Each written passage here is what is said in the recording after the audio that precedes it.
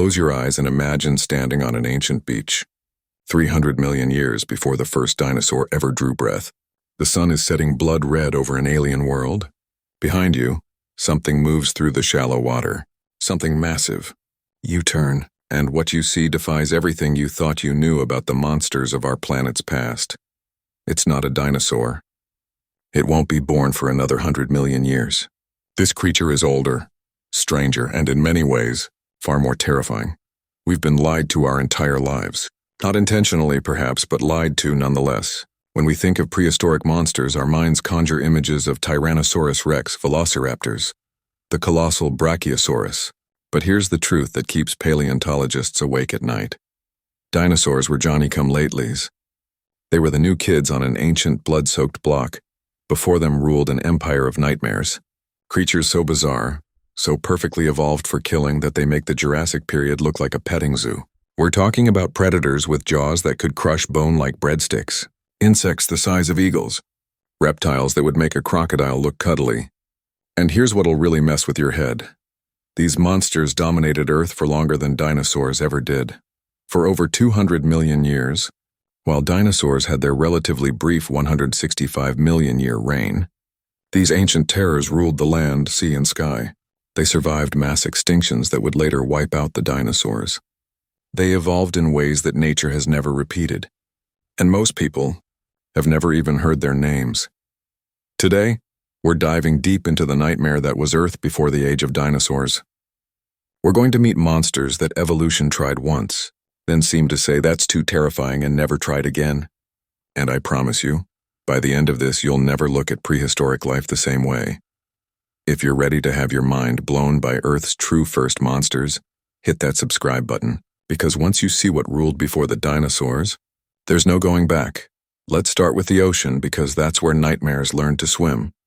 Picture the Permian period, roughly 290 million years ago. The seas are teeming with life, but not the life you'd recognize. Swimming through these ancient waters is Dunkleosteus. Except wait, we're even before that monster's time. Let's talk about something even more primordial. The Helicoprion. Imagine a shark. Now imagine that instead of rows of replaceable teeth, it has a circular saw blade in its mouth. I'm not being metaphorical. This creature had a whirl of teeth that spiraled like a buzzsaw, growing continuously throughout its life. Scientists spent decades trying to figure out where this nightmare dental work even fit in the creature's mouth. It was a killing machine designed by a fever dream, and it patrolled the oceans for 60 million years. But the ocean monsters were just the opening act. On land, before a single dinosaur foot ever touched soil, walked the Therapsids. Now that name might not mean anything to you, but it should. These weren't quite reptiles, weren't quite mammals. They were something in between. Something evolution was experimenting with.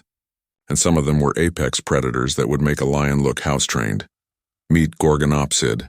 The name literally means Gorgon face, after the Greek monster so hideous it turned men to stone. And this creature earned that name. Picture a saber-toothed tiger, but more reptilian, more aggressive, with teeth that could grow up to 5 inches long. These were the dominant predators of their time, and they didn't just hunt, they annihilated. The largest of them, like in Austrancevia, could grow to the size of a modern grizzly bear. But unlike a bear, this thing was built purely for killing. Its jaw could open impossibly wide, its saber teeth could pierce through bone, and it moved with the speed of a nightmare. For tens of millions of years, nothing on land was safe when these monsters hunted. And then there were the things that flew. Before pterodactyls, before birds, there were insects, but not the insects we know today. We're talking about the Meganeura, a dragonfly with a wingspan of over 2 feet. That's bigger than a hawk. Imagine that thing dive-bombing toward you, its compound eyes tracking your every move, its mandibles designed for tearing flesh. How did insects get so large? The answer is both simple and terrifying: oxygen. During the Carboniferous period, oxygen levels in Earth's atmosphere reached 35% compared to today's 21%. More oxygen meant insects could grow to sizes that physics normally wouldn't allow. And they did. Centipedes as long as crocodiles, scorpions the size of dogs. The world wasn't just alive. It was supersized and predatory. But perhaps the most fascinating monster of the pre-dinosaur world was Dimetrodon. You've probably seen pictures of this creature and assumed it was a dinosaur. It wasn't. It wasn't even close. Dimetrodon lived 40 million years before the first dinosaur existed. That's a longer time gap than between Tyrannosaurus rex and us.